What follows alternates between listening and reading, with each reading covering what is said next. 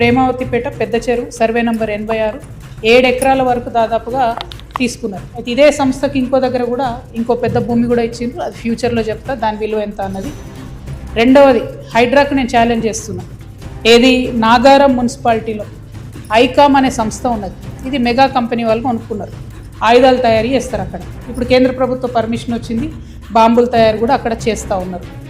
గమ్మత్ ఏంటంటే ఆ నాగారం మున్సిపాలిటీ మొత్తం మున్సిపల్ చైర్మన్ కౌన్సిలర్లు అందరూ కలిసి మున్సిపాలిటీలో తీర్మానం చేసి ఈ సంస్థ మా దగ్గర ఉండేటటువంటి 2 చెరువులు మేడిబావి జాలుబావి అని 2 చిన్న చెరువులు ఉంటాయి. ఆ 2 చెరువులలో ఈ సంస్థ 5 ఎకరాలు కబ్జా చేసిందని మున్సిపాలిటీలో తీర్మానం అవుతుంది.